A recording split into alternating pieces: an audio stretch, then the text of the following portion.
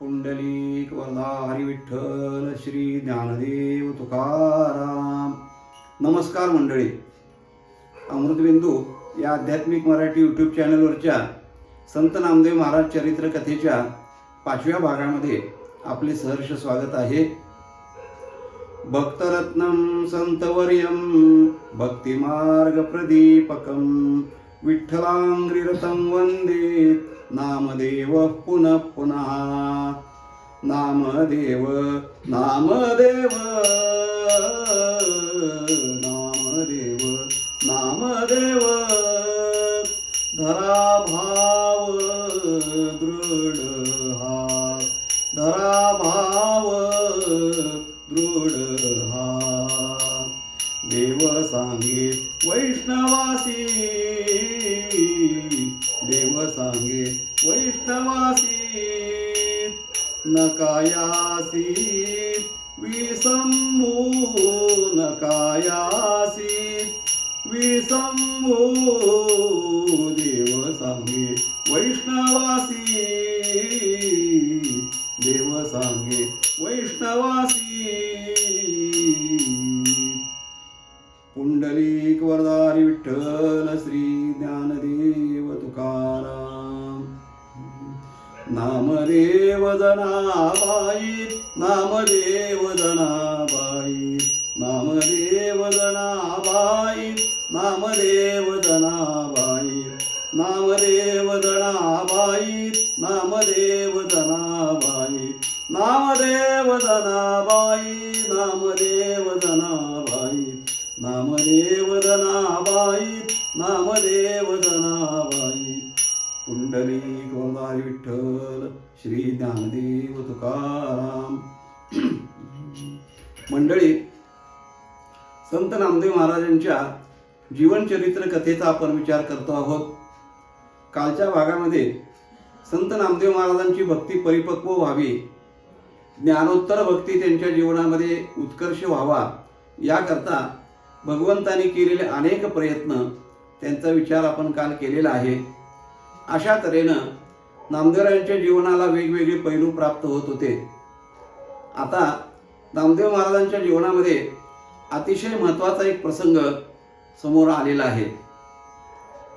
एका वारीला संत ज्ञानेश्वर महाराज, निवृत्तीनाथ महाराज, संत सोपानदेव आणि मुक्ताई मनामध्ये काही विचार करून पंढरीला आलेले आहेत. आल्यानंतर नित्यनेम सर्व पंढरीचा वारीचा करून पांडुरंगरायाचं दर्शन घेतलेलं आहे आणि नामदेव महाराजांच्या घरी ही सर्व संत मंडळी आलेली आहे. सगळे संत आज आपल्या घरी आलेले आहेत. हे बघितल्यानंतर नामदेव महाराजांना अतिशय आनंद झाला आणि नामदेव महाराजांनी यथोचित आदरातिथ्य आदर सत्कार सर्व मंडळींचा त्या ठिकाणी केलेला आहे. महाराजांनी वर्णन केलेलं आहे. नामयाची भेटी ज्ञानदेव आले नामयाची भेटी ज्ञानदेव आले लोटांगण घातले नामदेवे लोटांगण घातले नामदेवे. नामयाची भेटी ज्ञानदेव आले लोटांगण घातले नामदेवे. देवोनी आलिंगन प्रीतीच्या पडीभरे पूजिले आदरे यथाविधी. धन्य तो अवसरू संत समागमू करीतसे संभ्रमू आवडीचा. नामदेवरायांनी अतिशय आनंदानं सर्व संत मंडळींची पूजा केली, आदरातिथ्य केलं आणि हात जोडून माऊलींच्या समोर उभे राहिलेले आहेत. आणि काय आज्ञा आहे माऊली, अशा अर्थानं माऊलींच्याकडे पाहिलं नामदेवरायांनी. तेव्हा ज्ञानेश्वर महाराजांनी काहीतरी मनामध्ये जो हेतू ठरवला होता, पण तो एकाएकी कसा नामदेवरायाला सांगायचं. एखादं मोठं काम जर एखाद्या व्यक्तीला सांगायचं असेल तर त्याची अगोदर प्रस्तावना केली पाहिजे, त्याचं प्रास्ताविक केलं पाहिजे आणि मग त्याबद्दल बोललं पाहिजे. ज्ञानेश्वर महाराजांनी नामदेवरायांची स्तुती करायला सुरुवात केली.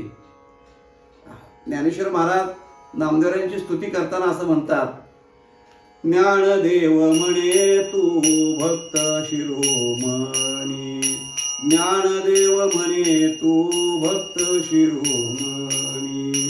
जोडिले जन्मोनी केशव चरण जोडिले जन्मोनी चरण ज्ञानदेव म्हणे तू भक्त शिरोमणी. ज्ञानेश्वर महाराज नामदेवरायांची स्तुती करायला लागले आणि फार मोठी एक पदवी माऊलींनी नामदेवरायाला त्यावेळेला दिली. भक्त शिरोमणी ही पदवी ज्ञानेश्वर माऊलींनी दिलेली पदवी आहे. म्हणजे राष्ट्रपतीकडून एखादं पदक मिळणं हे जसं महत्त्वाचं असतं, तसं वारकरी संप्रदायामध्ये ज्ञानेश्वर माऊलीने एखाद्याला पदवी देणं ही सर्वश्रेष्ठ पदवी आहे. आणि ती भक्तश्रेष्ठ ही पदवी, भक्त शिरोमणी ही पदवी दिली. प्रेमाचा जिव्हाळा तुझ्या हृदयी आला, अशा प्रकारे भक्तिप्रेम नामदेवा तू फार मोठं असे व्यक्त प्रकारे साध्य केलेला आहे. अशा प्रकारे स्तुती गौरव केला. आणि हा सगळा स्तुती गौरव ऐकल्यानंतर नामदेवरायांच्या मनामध्ये शंकेची पाल चुकचुकली. म्हणजे आज एवढी स्तुती का करायला लागलेली आहे, आज एवढी साखर पेरणी करायचं काय चाललेलं आहे, काय हेतू नेमका माऊलींचा काय हेतू आहे, असा विचार नामदेवराय करतात. आणि मग विचारलं, माऊली काय तुमचं म्हणणं आहे ते तरी सांगा. तेव्हा नामदेवरायांनी विचारल्यानंतर माऊली त्यांना उत्तर देतात की हे नामा, माझी अशी इच्छा आहे, भूतळीची तीर्थे पहावी नयनी असे अर्थ म्हणी बहु माझ्या. या पृथ्वीतलावरची सगळी जी तीर्थ आहेत, महान महान तीर्थ, ती तीर्थयात्रा एकदा करावी अशी त्या ठिकाणी माझ्या मनात, माझ्या अंतःकरणामध्ये इच्छा आहे. सार्थक करावे संसाराचे, या जन्माचं सार्थक करावं, सगळी तीर्थयात्रा एकदा करावी असं माऊलींनी त्यावेळेला ठरवलेलं होतं. खरं म्हटलं तर माऊलींचं आयुष्य हे नेमाप्रमाणे 16 वर्षाचंच होतं. ज्ञानेश्वरीचा समारोप झाला, ज्ञानेश्वरीचं लिखाण झालं आणि माऊलींचं जे काही अवतार कार्य होतं नेमाप्रमाणे ते पूर्ण झालेलं होतं. माऊलींनी समाधी घेण्याची इच्छाही व्यक्त केलेली होती. परंतु निवृत्तीनाथांच्या आग्रहाखातर, सोपान देवांच्या आग्रहाखातर, मुक्ताईच्या आग्रहाखातर 2-2 वर्षाचं आयुष्य यांनी वाढवून घेतलेलं आहे माऊलींनी. आणि आता जे 6 वर्षाचं शिल्लक आयुष्य ज्याला मिळालेलं आहे त्याचं काय करायचं, तर ज्ञानेश्वर माऊलींनी त्या आयुष्यामध्ये फार मोठं पुढचं कार्य केलेलं आहे. अनुभवामृत नावाचा ग्रंथ लिहिला, हरिपाठ, अभंगवाणी, या सगळ्या गोष्टी ज्ञानेश्वर माऊलींच्या नंतरच्या कारकिर्दीमध्ये झालेल्या आहेत. त्यामध्ये तीर्थयात्रा एक महत्त्वाचा असणारा योग त्यांच्या जीवनातला आहे आणि ती इच्छा बोलून दाखवली. नामदेवराय म्हटले, मग काय हरकत नाही माऊली, तुमची इच्छा असेल तर तीर्थयात्रा करून या. अरे करून या नव्हे, तुझ्या संगतीचे नित्य सुख घ्यावे. तुझ्या बरोबर तीर्थयात्रा करायची माझी इच्छा आहे, तुझ्या सोबत तीर्थयात्रा करावी असं मला वाटतंय. माझं मी जावं असेल तुला मग विचारलं कशाला असतं, पण तू सोबत यावास, एकमेकाच्या संगतीमध्ये आपण तीर्थयात्रा करावी, एकमेकांच्या अनुभवाची देवाणघेवाण करावी आणि अशा प्रकारे कालक्रमाना संत संगतीमध्ये घालवणं. तीर्थयात्रे सुखे जाऊ म्हटलेलं आहे, संता संगे तीर्थयात्रे, अशा प्रकारे संत संगतीमध्ये तीर्थयात्रा करावी. मंडळी आपण अलीकडे तीर्थयात्रा करतो, ट्रॅव्हल्समधून, गाडीमधून, आराम गाडीमधून, व्हिडिओ कोचमधून, व्हिडिओ बघत वगैरे, अशी तीर्थयात्रा नाही आहे. तीर्थयात्रेला जाताना एखादा तरी महात्मा आपल्यासोबत असला पाहिजे. का असला पाहिजे, तर बाबा त्याच्यामुळं काहीतरी परमार्थ घडतो, भजन घडतं, आपल्याला नामस्मरण घडतं, परमार्थातल्या काही गोष्टी आपल्याला गाडीत बसल्यानंतर ऐकायला मिळतात. एखाद्या साधू संताला, एखाद्या कीर्तनकाराला, एखाद्या महाराजाला स्वतःचा खर्च घालून तीर्थयात्रेमध्ये गाडीमध्ये एखाद्याने घेऊन गेलं पाहिजे. त्याच्यामध्ये त्यांचं सार्थक आहे, तो काळ सार्थकी लागतो. नाहीतर मग काय प्रपंचाच्या गप्पा मारत आपण प्रवास करतोच, त्या तीर्थयात्रेचं पुण्य प्राप्त होत नाही. तर असं नामदेवरायांना संगत घेऊन तीर्थयात्रा करावी माऊलीने इच्छा व्यक्त केली. नामदेवरायांच्या पुढे मोठा पेच प्रसंग पडला की आता काय करावं. का तर नामदेवरायांचं पंढरपूरवर एवढं प्रेम होतं, पंढरीसारखं दुसरं क्षेत्र या जगामध्ये नाही आणि आपलं जन्मधन्य आहे, पंढरीत आपण जन्माला आलो याचा सार्थ अभिमान नामदेवरायाला होता. आणि नामदेवरायांनी ती गोष्ट माऊलींना बोलून दाखवली. माऊली, तुम्ही म्हणताही मला मान्य आहे, परंतु माझ्या दृष्टिकोनातून जर विचाराल तर मला तीर्थयात्रेची काही गरज नाही.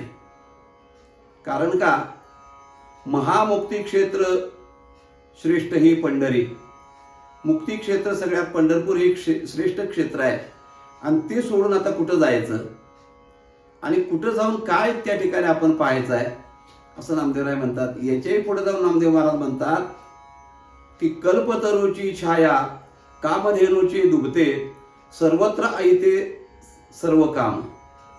ज्याच्या दारामध्ये कल्पतरूचा वृक्ष आहे, कामधेनू गाय ज्याच्या गोठ्यामध्ये आहे, चिंतामणी ज्याच्या हातात आहे, तो भीक मागायला दारोदार जाईल का माऊली? का त्यानं जावं भिक्षेसाठी दारोदार? सगळ्या इच्छा पूर्ण होतात तिथं. तसं नामदेव महाराज म्हणतात विठोबाचे पायी मज काय उणे वासनाची मनी गिळली माझ्या. माझ्या मनात आता काही शिल्लक वासना राहिलेली नाही आणि मला पांडुरंगाच्या चरणाजवळ काय कमी आहे? माऊली, या पंढरपूरचं सुख प्राप्त करून घेण्याकरता मी किती जन्म तपश्चर्या केली सांगू तुम्हाला आणि काय काय केलं या पंढरीच्या सुखासाठी. या सुखा कारणे शरीर करवती फाडिले दुर्जळ तोडिले माया जाळ. नामदेव महाराज म्हणतात करवताखाली शरीर कापून घेतलेलं आहे. हे सगळं मायाजाळ अंतकरणातलं तोडण्याकरता फार कष्ट केलेले आहेत आणि मग हे पंढरीचं वैभव मला प्राप्त झालेलं आहे. आणि म्हणून नामदेव महाराज म्हणतात मला पांडुरंगाच्या दारातला भिकारी होऊन राहणं हे मला आवडतंय. झालोसे भिकारी पंढरीचा असं नामदेवरायांनी माऊलीने सांगितलं. हे सगळं पंढरीचं महात्म्य ऐकल्यानंतर माऊलींच्या मनात एक प्रकारचा नामदेवरायांच्या बद्दल अजून अभिमान वाढला. नामदेवराय पुन्हा सांगू लागले माऊली, ही चंद्रभागा तीर्थ जे आहे ते अमृतरस कुपिका प्रत्यक्ष चंद्रभागा दर्शने न यागा गर्भवासा. असं चंद्रभागा तीर्थ आपल्याजवळ असताना, अमृत संजीवनी भीमा असताना कुठल्या तीर्थामध्ये जाऊन काय आंघोळ करायची आहे म्हणले, काय तिथले देव बघायचे आहेत, माझी काही इच्छा नाही असं म्हटल्यानंतर माऊली विचार करू लागले आता काय करावं. अरे बाबा माझ्याकरता तरी चल, माझी इच्छा म्हणून चल. आता नामदेवरायांच्या समोर प्रश्न असा राहिला की माऊली हे सर्वश्रेष्ठ नामदेवरायांच्या करता अतिशय वंद्य होते आणि त्यांची आज्ञा मोडणं, त्यांना नकार देणं हे पूर्णपणे जड गेलं नामदेवरायाला. त्याने एक युक्तिवाद काढला, हुशारी केली नामदेवरायाने. काय केली? नामदेवराय म्हणतात म्हणजे माऊली तुम्ही म्हणताय ते बरोबर आहे, मला पटलं. माऊलीने सांगितलं अरे आपल्याकरता नाही जायचं, जगदोद्धारा करता तरी जाऊया. तुमचं म्हणणं पटलं माऊली मला, परंतु माझी एक इच्छा आहे. म्हणे काय? नामा म्हणे स्वामी विठोबाशी पुसा आज्ञा देईल सिरसा धरणी त्याची. पांडुरंगाला आपण विचारूया म्हणले रावळामध्ये जाऊन, त्यांनी जर आज्ञा दिली तर जाऊया. नामदेवरायांचा अंतकरणात असा भाव होता की माझ्याशिवाय देवाला एक क्षणभर करमत नाही. मी डोळ्यापुढे नसलो की देव अगदी तळमळतो, अगदी जीवना वेगळी मासोळी अशी देवाची अवस्था होते माझ्याशिवाय. आणि मला काय देव जा म्हणणार नाही. माऊलींची समजूत काहीतरी काढतील आणि माझी सुटका त्यांच्यातून होईल असा विचार मनामध्ये करून नामदेवराय आणि मग माऊली पांडुरंगाच्या देवळामध्ये आले. आल्यानंतर माऊलींनी पंढरीरायाचं चरणवंदन केलं, नमस्कार केला आणि आपल्या मनातला जो भाव आहे तो पांडुरंगापुढे माऊलीने व्यक्त केला. मनीचा निज भाव सांगे ज्ञानदेव ऐकोनी पंढरीराव हशिन्नले. ही सगळं अंतकरणातलं बोलणं सांगितलं तर देव हसले. म्हणले ज्ञानदेवा, अरे तू तर माझं स्वरूप आहेस, माझी प्रत्यक्ष मूर्ती तू आहेस आणि तुला तीर्थयात्रा करायची काय रे गरज आहे? कशा करता तीर्थयात्रेला जातोस? तेव्हा माऊलीने देवाला उत्तर दिलं की या निर्णयाचं सार्थक झालं पाहिजे.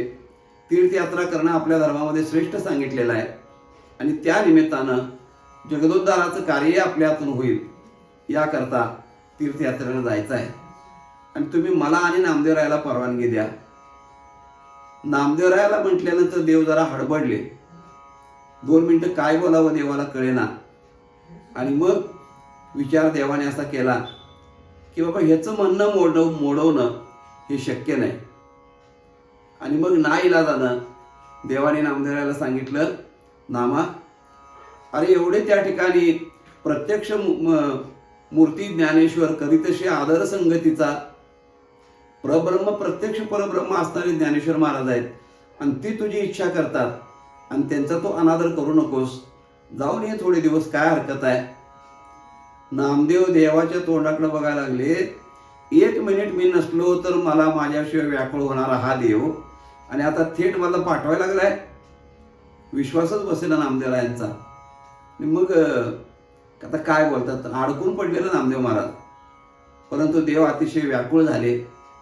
देवाचं अंतःकरण पूर्ण करुणा रसानं भरून आलं आणि मग देवाने नामदेवरायांचा हात माऊलींच्या हातात दिला. मग नामयाचा हात धरुणी पंढरीनाथ. नामदेवांचा हात धरला, माऊलींच्या हातामध्ये नामदेवरायांचा हात दिला आणि माऊलींना सांगितलं, माऊली म्हटले ह्याला मी एक क्षणभर डोळ्या वेगळा करत नाही, ह्याच्याशिवाय मला चैन पडत नाही. परंतु आता तुम्ही फारच मोठं माझ्यावर संकट टाकलेलं आहे. धाडी तो देखोनी अर्थ तुझे. तुझी इच्छा बघून मी याला पाठवतोय. त्यामुळे एक काम करा म्हटले ज्ञानोबा, ह्या म्हटले अज्ञानी आहे, हे अजून बालक आहे, ह्याला स्वतःची ताण कळत नाही, स्वतःची भूक कळत नाही, स्वतःचं दुखलं खुपलं काय कळत नाही. ताण भुकतोवा जाणावी जीवीची, मज चिंता याची थोर वाटे.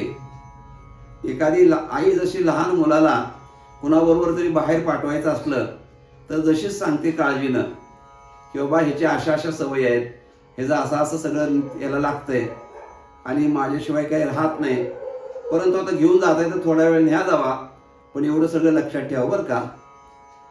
तुम्ही याची ताणभूक समजा, ह्याचं सुखदुःख विचारा, याला हवं नको बघा, तुमच्या कृपेची सावली याच्यावर निरंतर ठेवा. हे माझं लहान लेकरू आहे. अरुष साबळे नामे माझे वेडे, मार्गी मागे पुढे सांभाळावे. ही अरुष आहे, साबडा आहे, भोळं बाबडा आहे, माझा अज्ञान लेकरू आहे आणि तुम्ही ज्ञान संपन्न आहात. तुम्ही याचा रस्त्यावर सांभाळ करा बरं का, सर्व बाजूनी सांभाळ करा. वास्तविक नामदेव महाराज माऊलींच्या पेक्षा 5 वर्ष वयाने मोठे आहेत. कुणी कुणाचा सांभाळ करायला पाहिजे होता? माऊलींचा सांभाळ ज्ञानोबा नामदेवरायांनी करायला पाहिजे होता.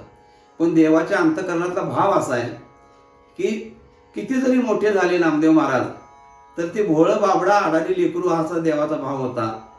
आणि नामदेव महाराज किती जरी मोठे झाले तरी लहान लेकराप्रमाणे हट्ट करायचा, लहान लेकराप्रमाणे रुसून बसायचं, हा त्यांच्या अंतःकरणातला भाव होता. हे देवभक्ताचं जे दोघांचं नातं आहे हे इतर कोणत्याही भक्ताच्या ठिकाणी आपल्याला पाहायला मिळत नाही. या नात्याचा फक्त अधिकार नामदेव महाराजालाच आहे. आणि मग हा सगळा भाग झाला. शेवटी नाईलाजानं देवाने आज्ञा दिली, आता नामदेवरायांचं काय चालतंय. मग त्या ठिकाणी नामदेवराय आणि माऊली देवळातनं बाहेर पडले. अगदी नाखुशीनं पाय ओढत ओढत ओढत कसे तरी रावळातनं बाहेर आले. पुंडलिकरायाजवळ आले. पुंडलिकरायाला दर्शन घेतलं. चंद्रभागेमध्ये उतरले आणि चंद्रभागेच्या पहिल्या तीराला गेले. पुंडलिकाचे चरण वंदोन या नामा उतरले भीमा पहिलं तीर. पलीकडच्या तीराला चंद्रभागेच्या गेले. पुन्हा एकदा पंढरीकडे बघितलं आणि साष्टांग दंडवत त्या पलीकडच्या तीरावरून पंढरी नगरीला पंढररायाला साष्टांग दंडवत घातलं. इकडं अलीकडे तीरावरती उभा राहून देवाच्या हातानं खुणावत होते. त्याला जाऊन ये सुखरूप म्हणून हात हलवून आज्ञा देत होते.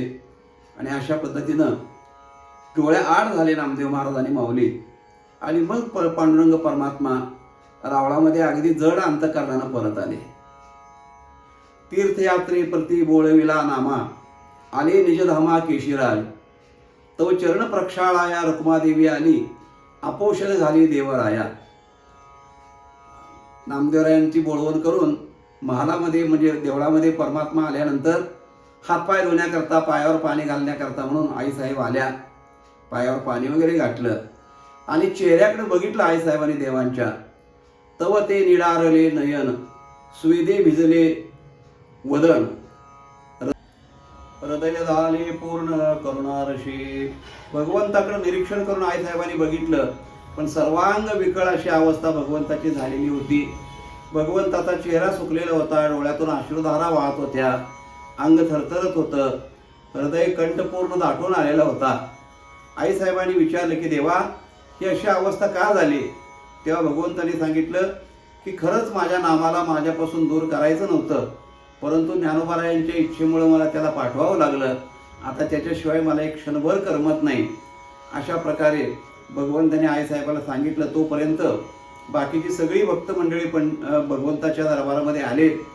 सर्वांनी भगवंताला त्या ठिकाणी रिझवण्याचा प्रयत्न केला, भजन गाऊन, नामस्मरण करून, परंतु भगवंताचा अंतःकरण काही रिझेना. त्या प्रत्येक भक्ताबरोबर नामदेवाबद्दलच चर्चा देव करत होते. नामदेव मला किती प्रिय आहे, माझ्या किती जवळचा आहे, मला किती आवडत आहे, असं सगळं बोलत असताना मग बाकीच्याही भक्तांनी त्यावेळेला नामदेवरायांचं कौतुकच करायला सुरुवात केली, की जेणेकरून भगवंतालाही आनंद वाटावा. अशा प्रकारे इकडे रावळामध्ये हा सगळा प्रसंग होता. इकडे नामदेवराय आणि ज्ञानोबाराय तीर्थयात्रा करत मजल दर मजल करत रस्त्याने जात होते. ऐसे नित्यानंद भरित चालता ती मार्गी, परी चित्त पांडुरंगी नामयाचे. नामदेवाचं चित्त मात्र भगवंताकडे होतं. अनेक तीर्थ पाहिले, अनेक देवदेवतांचं दर्शन घेतलं, अनेक तीर्थाचे विधी केले, परंतु प्रत्येक वेळेला पांडुरंगच आठवत होता, चंद्रभागा भीमा आठवत होती. हे नामदेवरायांचं अशी चित्ताची अवस्था होती. माऊलीने जाणलं आणि माऊली नामदेवरायाला म्हणतात, नामा, अरे तू एवढं त्या ठिकाणी तू असा का दुःखी होतोस, एवढा कष्टी का होतोस? पांडुरंग काय फक्त पंढरीमध्येच आहे का? तो सर्वत्र भरलेला आहे. जनी जनार्दन असं त्याला म्हणतात. आणि असं असताना तू त्याच्या भेटीसाठी एवढा व्याकुळ का होतोस? तू मनात आणलं तर इथं आत्ता तुझ्याजवळ तो आहे. हे सगळं अशा व्यापकत्वाच्या तत्वज्ञानाच्या गोष्टी ज्यावेळेला माऊली सांगू लागले, त्यावेळेला नामदेवराय हसले आणि म्हटले, माऊली, तुम्ही बोलता ही सगळी गोष्ट खरी आहे, मला हे मान्यही आहे, तुमचं मी अमान्य करत नाही, परंतु म्हणले एक सांगू का तुम्हाला? म्हणजे काय? परी जळधरा वाचूनी चातक जैसा. चातकाला पृथ्वीवरती ढीगवर जरी पाणी असला, अमाप समुद्र जरी असला, तरी तो चातक पक्षी मेघाचंच पडणारं पाणी पित असतो. ही तशी त्याची असणारी एकनिष्ठा आहे. तशी माझी एकात्म भक्ती आहे. पंढरी नाता वाचून नेणे काही म्हटलेलं आहे. मला पांडुरंगाशिवाय दुसरं काही आवडत नाही, दुसरं काही बघायला आवडत नाही, दुसऱ्या कोणाविषयी बोलायला आवडत नाही. त्या ते म्हणता देव लाजे माझे मन. नामदेवराय म्हणतात, ज्या देवाने कमरेवर हात ठेवलेले नाहीत, जो विटेवरती उभा नाही, जो भीमेच्या तीरावरती चंद्रभागेच्या पहिल्या तीरावरती तो नाही, असा देव बघितला की मला शंका, त्या देवाची शंका वाटे थोर म्हणतात. त्याला देव म्हणावं की न म्हणावं असं मला वाटतंय, असा भाव नामदेवरायांनी व्यक्त केला. ज्ञानोबारायांनी हा नामदेवरायांचा एकात्म भाव बघितला, एकविध भक्ती बघितली आणि ज्ञानोबाराय प्रभावित झाले. वा म्हणले, भक्त असावा तर असा असावा. सगळं जरी ज्ञान कळालं असलं तरी भक्तीच्या ठिकाणी जे काही असणारा रस पाहिजे, भक्तीच्या ठिकाणी असणारं प्रेम पाहिजे, ते नामदेवरायांच्या ठिकाणी बघितलं. आणि मग ज्ञानोबारायांनी थोडी आपली माघार घेतली. त्या ठिकाणी आपलं तत्वज्ञान सांगायचं बाजूला ठेवलं आणि नामदेवरायाला विनंती करू लागले, नामा, अरे हे तू कसं साध्य केलंस रे? हे भक्तिप्रेम तुला कसं साध्य झालं? याकरता तू काय केलं? हे असं अजरामर असणारं गोड प्रेम तुझ्या अंतःकरणामध्ये निर्माण झालं, ते कसं काय निर्माण झालं? त्याबद्दल मला जरा काहीतरी सांग. भक्ती कशी करावी, नामस्मरण कसं करावं, निजध्यासन म्हणजे काय, समाधी म्हणजे काय, अशा सगळ्या आध्यात्मिक प्रश्नाची उत्तरं नामदेवरायाला माऊलीने विचारलेली आहेत. आता वास्तविक ज्ञानियांचा राजा असणारे हे ज्ञानोबाराय, परंतु या भक्तीच्या क्षेत्रातलं जे काही असणारं नामदेवरायांचा अनुभव आहे तो त्यांना ऐकायचा होता. आणि म्हणून ज्ञानोबारायांनी खूप विनवणी केली. नामदेवराय म्हटले, माऊली, तुमच्या पुढं बोलण्याचा मला अधिकार नाही, तुम्ही प्रत्यक्ष ज्ञानमूर्ती आहात, माझ्यासारख्या भोळ्या बाबड्या वारकऱ्यानं काय सांगायचं? परंतु ज्ञानोबारायाने हट्टच धरला, तुम्हाला बाकी काय सांगू नकोस, कैसा तो साधावा सांग भजन विधी. देवाचं भजन कसं करावं तेवढं मला सांग, असं विनंती केली. एवढंच नव्हे तर त्याच्याही पुढे जाऊन नामदेवरायांचं कौतुक करताना ज्ञानोबाराय आपलं लीनपणाही व्यक्त करतात. माऊली असं म्हणतात, पंढरीरायाचा तू प्रेम भांडारी, पंढरीरायाचा तू प्रेम भांडारी, याचका मज पूर्ण करी याचकांची. माऊली म्हणतात की माझ्या याचकाची इच्छा पूर्ण कर, तू पंढरीरायाचा प्रेम भांडारी आहेस. आणि अशी एवढी लीनता घेतल्यानंतर मग नामदेवरायाने विचार केला की फार आता अंत बघण्यात काय अर्थ नाही. आणि मग विनम्रपणानं सगळ्या भक्ती मार्गाचा जो काही असणारा सिद्धांत आहे तो नामदेवरायाने फार गोड तीर्थावळीमध्ये सांगितलेला आहे. त्याचा आता या ठिकाणी विस्तार करणं आपल्याला वेळेअभावी शक्य आहे. प्रत्यक्षात आपण ते अभंग बघितल्यानंतर लक्षात येतं की भजन काय, भक्ती काय, निजध्यास काय, समाधी काय, कशा प्रकारानं करावं हे सगळं आपलं मनोगत नामदेवरायांनी व्यक्त केलेलं आहे. आणि विशेष असं की हे सगळं ऐकल्यानंतर माऊली एवढे तल्लीन झाले, इतके त्यांना ते भावलं ते सगळं नामदेवरायांचं बोलणं. आणि तेव्हापासून ज्ञानोबारायांच्या जीवनामध्ये फार मोठं परिवर्तन झालं. आजपर्यंत महान योगी असणारे ज्ञानोबाराय, आजपर्यंत ज्ञानियांचे शिरोमणी असणारे ज्ञानोबाराय, परंतु नामदेवरायांचं हे प्रेमभक्ती लक्षण ऐकलं आणि माऊली खरोखर नामदेवरायांच्या त्या प्रेमभक्तीमध्ये बुडून गेले आणि स्वतः अंतःकरणामध्ये त्यांचे परिवर्तन झालं. आणि तिथून पुढचे जे ज्ञानोबाराय आहेत हे पूर्णपणे वेगळे आहेत. म्हणून काही बुद्धिवंतांचं मत असं आहे की अभंग लिहिणारे ज्ञानोबाराय आणि ज्ञानेश्वरी अनुभवामृत लिहिणारे ज्ञानोबाराय वेगवेगळे असावेत, असं काही लोकांचं मत आहे. त्याचं कारण हेच आहे, तिथून पुढची जी मनोवृत्ती माऊलींची आहे ती पूर्णपणे बदललेली आहे. एक मधुरा भक्तीचे साधक, भक्तियोगाचे असणारे महामुनी असं ज्ञानोबारायांचं स्वरूप पुढं झालेलं आहे. हा सगळा प्रकार करत करत मग ते सगळी तीर्थयात्रा करत करत प्रभासादी तीर्थे पाहुली द्वारका, पाहिल्या सगळीका मोक्षपुऱ्यात, सगळी तीर्थयात्रा करत करत त्या ठिकाणी बाहेर पडलेले. संपूर्ण तीर्थयात्रा संपूर्ण झाली आणि करता करता मारवाड देशामध्ये, म्हणजे हल्ली ज्याला आपण गुजरात म्हणतो, गुजरात नव्हे पंजाब म्हणतो, त्या पंजाब प्रांतामध्ये हे सगळे आलेले आहेत. रखरखीत असा एक वाळवंटी भाग होता, पाण्याचं दुर्भिक्ष होतं आणि तिथं पाणी बिलकुल नव्हतं. जीवाची तडफड होत होती, ऊन तर लाह्या करत होतं उन्हानं आणि तहानीनं जीव सगळ्यांचा व्याकुळ झालेला आहे. तेव्हा आता प्राण वाचवायचा कसा ही चिंता सगळ्यांना पडली. तोपर्यंत एक कुठंतरी त्या ठिकाणी झुडूप असं दिसलं आणि ते हिरवगार दिसल्यानंतर त्याने विचार केला इथं जमिनीत कुठेतरी पाणी असावं. म्हणून तिथे गेले तर बघितलं तर विहीर होती, परंतु विहीर अतिशय खोल होती, 200-250 फूट खोल विहीर. त्या खोल विहिरीमध्ये जायला पायऱ्याही नव्हत्या आणि तळाला थोडंसं पाणी होतं. मग प्रश्न असा पडला की आपल्याजवळ पोळा नाही, पोरा नाही, आपल्याजवळ काही पाणी काढायला साधन नाही, तेवढ्या खालचं पाणी आणायचं कसं. तेव्हा माऊलींनी नामदेवरायाला सांगितलं, नामा माझ्याकडे उपाय आहे म्हणले.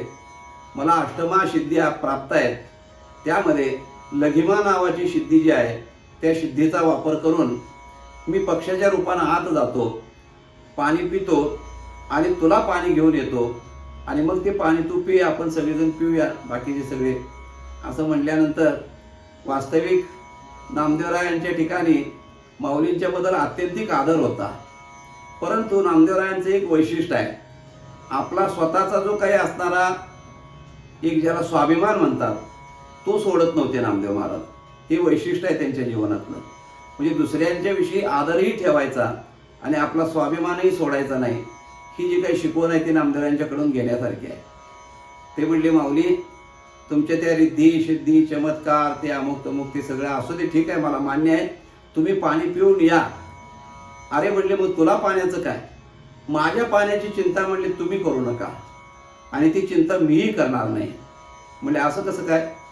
तेव्हा नामदेवरायांनी सांगितलं, आपण ज्यावेळेला बाहेर पडलो त्यावेळेला माझा हात तुमच्या हातामध्येच कुणी दिला, पांडुरंगाने दिला आणि त्याच वेळेला तुमच्यावर सगळी जबाबदारी सोपवली. परंतु म्हणले असं जरी असलं तरी मज त्याची चिंता काय, माझी चिंता त्याला नाही का, माझी काय नाही चिंता त्याची, माझी चिंता त्याला आहे. अखंड तो माझं स्मरणच करत असणार आहे आणि माझी तहान भूक त्याला समजते, तो माझ्यासाठी प्रयत्न करेल, तुम्ही काय विचार करू नका. असं म्हणल्यानंतर मग माऊली जाऊन पाणी पिऊन आले आणि नामदेवराय एका दगडावरती विहिरीकडेला बसलेले आहेत आणि भगवंताचा धावा सुरू केला.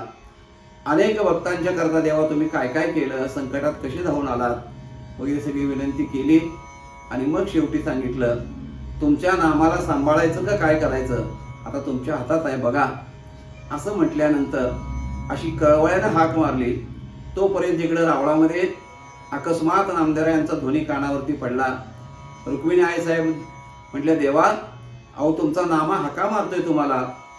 तुषाकांत नामा पिढीला शिवणी, वेगे जाऊन देवा सांभाळावे. अशा प्रकारे रुक्मिणी आईसाहेबांनी सांगितलं. देवाने लगेच ती नामदेवांची हाक ऐकली. तात्काळ धावत त्या ठिकाणी गेले आणि चमत्कार असा घडला. काय घडलं तर ते पाणी तळाला होतं. 2-250 फूट खोल विहीर, तळाला पाणी होतं. परंतु नामदेवरायांनी प्रत्यक्ष वर्णन केले की काय घडलं. तव उदके भरिला कूप गडगडीत ओसंडला, तव उदके कूप गडगडीत ओसंडला, कल्पांती खवळला सिंधू जैसा, कल्पांती खवळला सिंधू जैसा. नामदेवराय म्हणतात की तव गडगडीत कूप उदके ओसंडला, कल्पांती खवळला सिंधू जैसा. अशी अवस्था त्या पाण्याची झाली आणि खूप अशा प्रकारे पाणी त्या मधून बाहेर आलं. ते पाणी वाहायला लागलं. धडधडीत विहीर भरून वाहत होती. आणि हे बघितल्यानंतर ज्ञानोबाराय आश्चर्यचकित झाले.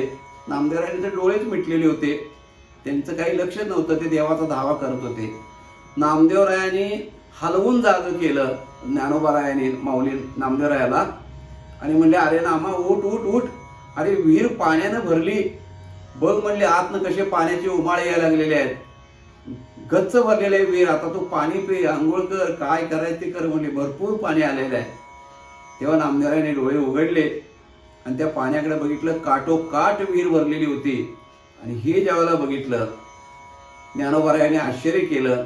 वा वा वा, म्हणजे तुझं भक्तिप्रेम हे आमच्या ज्ञान साधनेपेक्षा सुद्धा श्रेष्ठ आहे. तू प्रत्यक्ष देवाला त्या ठिकाणी बोलवून देवाकडून हे चमत्कार करून घेतला. हा आमच्या ज्ञान मार्गापेक्षा, योग मार्गापेक्षा श्रेष्ठ असणारा भाग आहे. परंतु आता उठ म्हणले, पाणी पी. तेव्हा नामदेवराय म्हणतात, माऊली म्हणजे त्यांनी मला पाणी दिलं बरोबर आहे, परंतु मी म्हणले मी पण त्याच्यापेक्षा हट्टी आहे. म्हणले काय, आता मी उठून जाऊन विहिरीत पाणी पिणार नाही, मी बसलोय तिथं मला पाणी मिळालं पाहिजे, इथं माझ्यापर्यंत आलं पाहिजे. असं म्हणल्यावर माऊलीने डोक्याला हात लावला. म्हणले हे विचित्रच काम आहे म्हणले सगळं, जरा ह्याच्या पुढं कोणाचं काही चालत नाही. आणि मग तरी पण पाणी न पिता नामदेव महाराज बसले. एक अशी जोरात लाट उसळली त्या पाण्याची विहिरीमधनं की नामदेवराय बसले होते तिथं, त्यांच्या अंगावरती ती लाट येऊन नामदेवरायांच्या गळ्यापासून येऊन तोंडामध्ये पाणी ज्यावेळेला ते विहिरीचं गेलं, त्यावेळेला पाण्याचा घोट नामदेवरायांनी घेतला, आत्मा तृप्त केला. आणि अशा पद्धतीनं हा भक्तियोग श्रेष्ठ किती आहे, भक्तीमध्ये देव किती सेवारूढी झालेला असतो, हे माऊलींच्या निमित्तानं नामदेवरायांनी या सगळ्या जगताला दाखवून दिलेलं आहे. अशा पद्धतीनं संपूर्ण तीर्थयात्रा करत काशीमध्ये ज्यावेळेला गेले त्यावेळेला प्रत्यक्ष विश्वनाथ समोर विशीवर आडवे आलेले आहेत. दोघांचा हात धरून विश्वनाथाने गावातमध्ये दोघांना सन्मानाने घेऊन गेलेले आहेत. गंगामाईच्या स्नानाला ज्यावेळेला गेले त्यावेळेला गंगाबाईने नामदेवरायांचे चरण धरलेले आहेत आणि ते पाय धरले गंगाबाईने सोडेनातच. तेव्हा माऊली म्हणतात की म्हणले तुम्ही ते किती जरी त्या ठिकाणी चरण धरले तरी ते त्यांचे चरण तुम्हाला सोडले पाहिजेत आता, कारण ज्ञानदेव नामदेव महाराज हे महान भगवत भक्त आहेत. आणि म्हणून अशा प्रकारे गंगामातेने सन्मान केला, भगवान विश्वनाथाने सन्मान केला. अशा सगळ्या तीर्थयात्रा द्वारकाधी सगळी तीर्थ करून पुढं काही दिवसानंतर ही सगळी संत मंडळी पंढरीला सुखरूप परत आलेले आहेत. वर्णन असं केलेलं आहे, तीर्थे करुणी नामा पंढरीशी आला, तीर्थे करुणी नामा पंढरीशी आला, जीवलगा भेटला विठोबासी, जीवलगा भेटला विठोबासी. तीर्थे करुणी नामा पंढरीशी आला आणि जीवलगा भेटला विठोबाशी. पुष्कळ दिवसाचे अर्थ मनामध्ये होते आणि एकदाची पंढरी पुन्हा बघितली. नामदेवरायांच्या अंतःकरणाला अतिशय आनंद झाला आणि तो देवभक्त भेटीचा सोहळा, त्याचा आनंद अवर्णनीय अशा प्रकारचा तो आहे. त्या सोहळ्याचं वर्णन आपण करू शकत नाही मंडळी. पण त्याच्यानंतर काय काय घडलं ह्याचा विचार आपल्याला उद्याच्या कथा भागामध्ये करायचा आहे. तेव्हा आजची चरित्रकथा या ठिकाणी आपण थांबूया. आजच्या कथेला विश्रांती घेऊ आणि तीर्थयात्रेच्या प्रसंगातला पुढचा जो भाग आहे त्याचं चिंतन आणखी पुढच्या काही कथा ह्या उद्याच्या आपण भागामध्ये मंडळी बघण्याचा प्रयत्न करणार आहोत. तेव्हा हे चिंतन आपल्याला कसं वाटलं ते जरूर कळवा. चॅनल अवश्य सबस्क्राईब करा आणि इतरांच्यापर्यंत याची माहिती जरूर द्या मंडळी. भेटूया पुन्हा पुढच्या भागामध्ये. तोपर्यंत नमस्कार. रामकृष्ण हरी.